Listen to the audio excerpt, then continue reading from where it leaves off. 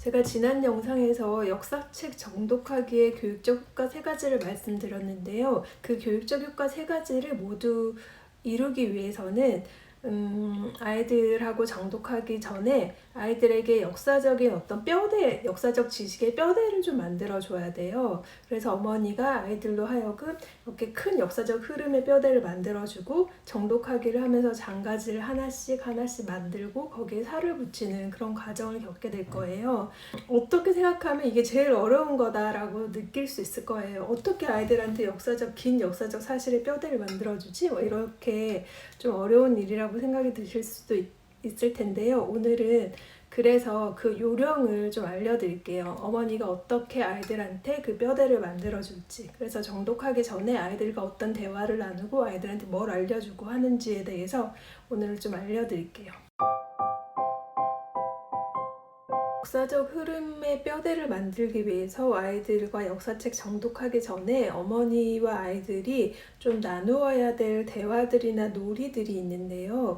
첫 번째는 역사시대와 선사시대를 조금 구분해 줘야 돼요. 그러기 위해서 아이들에게 질문을 한번 던져보세요. 역사시대가 있고 선사시대가 있다는데 그게 뭐가 다를까? 역사시대와 선사시대는 뭐가 달라? 이렇게 아이들로 하여금 그 차이를 좀 스스로 생각해 볼 수 있도록 시간을 좀 주세요.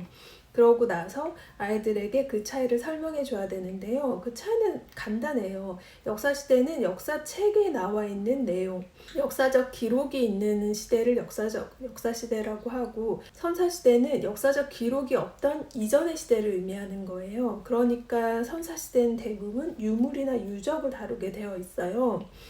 그러니까 제가 생각해보면 중학교 때 역사를 처음 시작할 때 구석기 시대 유적지 외우면서 이미 역사에 대한 흥미가 확 떨어졌던 것 같아요. 왜냐하면 이걸 내가 왜 외우는지, 이게 왜 중요한지를 알려줬던 선생님이 없었던 것 같아요. 지금 생각해보면. 선사시대의 의미는 유물이나 유적지를 통해서 그 시대 사람들의 삶을 유추해보는 거예요. 이런 유적지가 있고 이런 유물이 있으니 이런 것들을 사용했네. 그러니 이 사람들은 이렇게 생각을 했겠구나. 거기에 나오는 어떤 그릇들을 보고 이 사람들은 먹는 걸 저장했겠구나. 이런 것들을 유추해 보는 거예요. 유적지가 이렇게 있으니 이런 지역에 살았구나 라는 걸 유추해 보고 상상해 보는 거거든요. 그게 고고학자들이나 인류학자들이 그런 유추를 통해서 알게 된 사실들을 우리한테 알려주는 게 바로 선사시대의 역사예요. 그래서 제가 아이들과 하는 놀이가 있는데요. 그걸 이름을 저는 이제 고고학자 놀이라고 이름을 정했는데, 아이들이랑 고고학자가 돼서 유물이나 유적지를 상상해 보는 거예요. 그래서 보통 이제 아이들이랑 그냥 놀이처럼 이런 유물이 나왔습니다. 이러면서 이 사람들은 이걸 먹었겠군요. 이 사람들은 이런 똥을 쌌을 것입니다. 이러면서 약간 장난처럼 놀이하는 것처럼 그냥 아이들은 보통 하면 이제 아무 말이나 해요. 근데 그런 말들을 하는 것도 교육적으로 굉장히 효과가 있고, 그런 상상을 해보는 것만으로도 충분히 아이들 머릿속에서는 굉장한 학습 활동들이 이루어지고 있으니까요. 아이들이 조금 엉뚱한 소리 하더라도 그냥 마음껏 상상하고 마음껏 생각해 볼수록 좀 기다려주고 들어주세요.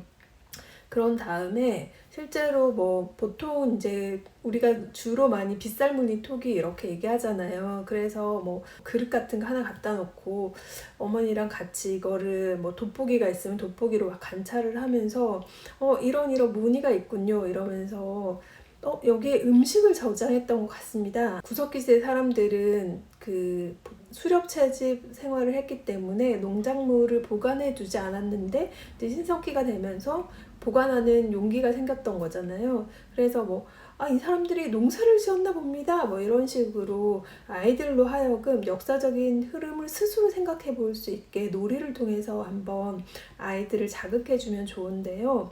그러면 아이들이 처음엔 그걸 잘 모르는 것 같아도 시간이 지나고 역사책을 읽으면서 정리된 내용을 반복해서 읽으면서 아이들 스스로 그 흐름을 깨닫게 되고, 선사시대의 의미, 그리고 유물들이나 유적지가 과거의 사람들의 삶을 유추해보는 도구가 된다는 것을 이해하게 되거든요. 그래서 역사를 뭐 단순히 암기하는 게 아니라 조금 흥미를 가지고 선사시대부터 보게 될 거예요. 그래서 저는 이 고고학자 놀이를 꼭 추천해 주는 거고요. 그렇게 선사시대를 이해하고 나면 이제 역사시대의 의미를 아이들에게 알려줘야 되는데요. 우리나라 한국사의 모든 시작은 삼국유사와 삼국사기에서 시작이 돼요. 왜냐면 그게 우리나라의 최초의 역사적 기록이기 때문에. 그래서 한국사는 무조건 삼국유사와 삼국사기로 시작이 되는데, 그 삼국유사와 삼국사기의 내용을 어떻게 해석해서 책으로 담아냈느냐가 여러 가지 역사책의 방향들은 조금씩 달라도 다 그 내용을 다루고 있어요. 그리고 한국사의 흐름은 삼국시대 그리고 통일신라, 삼국이 어떻게 통일하는지의 과정을 다루고 있고, 그런 다음에 고려, 조선, 대한민국까지 이렇게 되게 간단한 흐름은, 한국사는 뭐 긴 역사지만 흐름은 되게 간단해요. 그래서 지금 제가 추천해드린 천천히 제대로 읽는 한국사 같은 경우도 전체 5권인데 첫 번째는 선사시대와 삼국시대를 다루고 있고, 두 번째는 고려시대, 그 다음에 3권이 아마 조선 전기, 조선 후, 4권이 조선 후기일 거예요. 그리고 이제 근대사, 이렇게 5권으로 나뉘어져 있는데, 보면 이제 조선 전기와 후기를 어떻게 나누는지도 되게 흥미로운 관점인데, 지금 천천히 제대로 있는 한국사에서는 병자호란부터 시작하더라고요. 그러니까 보통 그때부터를 후기라고 하죠. 보통 임진왜란 지나고 나서 조선 후기가 어떻게 됐는지를 다루게 되는데, 고구려 백제 신라, 그리고 통일신라, 고려, 조선, 대한민국 이렇게 외우게 하는 거 별로 어려운 게 아니잖아요. 그렇게 뼈대를 만들어 준 다음에 거기에 하나하나 이제 장가지들과 살을 붙이는 과정이 정독하기를 통해서 이렇게 진행이 되는 거예요. 이 정독하기를 할 때도 한꺼번에 많이 읽으려고 절대 하지 마세요. 처음 시작할 때는 하루에 한 페이지만 읽어도 충분해요. 그냥 이렇게 아이들과 소리내서 한 페이지 정도 읽는다. 아이들 스스로 소리내서 읽게 하는 게 되게 중요하거든요. 왜냐하면 자기가 소리를 내고 발음을 하고 하는 걸 귀로 듣고 하는 과정에 뇌 활동이 이루어지고, 그게 이제 문해력을 키워주는 거거든요. 그래서 아이들 처음에는 한 페이지부터 시작해서 점점 뭐 늘려가도 되고, 저는 가장 좋은 학습은 그냥 꾸준히 반복해서 오래 하는, 최소 1년 이상을 할 때 가장 발달을 잘 되게 하는 것 같아요. 그래서 절대 급하게 서두르지 말고, 뭐 2년, 3년 동안 내가 이 5권을 다 읽겠다라는 마음으로, 아니면 초등학교 6년 동안 내가 이 5권을 다 읽겠다는 마음으로 접근해 보시는 게 가장 좋고, 어머니가 아이들한테 뭐 빌딩은 물려줄 수 없지만 내가 너한테 이 한국사 5권은 너랑 몇 년 동안 같이 함께 읽었다, 이거는 아이들한테 굉장히 큰 걸 물려주는 거라고 저는 생각해요.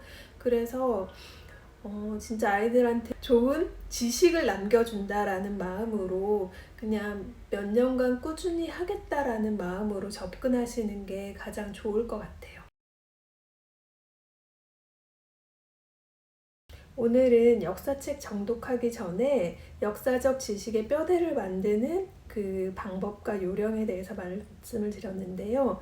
정리를 해보면, 선사시대와 역사시대를 구분하는 방법을 질문을 통해서 아이들 스스로 생각하게 하고, 그런 다음에 고고학자 놀이를 통해서, 유물을 통해서 과거 사람들의 생활이 어떠했는지를 유추해보는 좀 놀이 과정이나 상상해보는 과정을 겪게 하고, 그런 다음에 정독하기를 꾸준히 몇 년간 아주 조금씩 반복하면서 역사적인 어떤 장가지들 그리고 살을 붙이는 과정을 겪게 될 것이다 라고 정리해 볼 수 있을 것 같아요.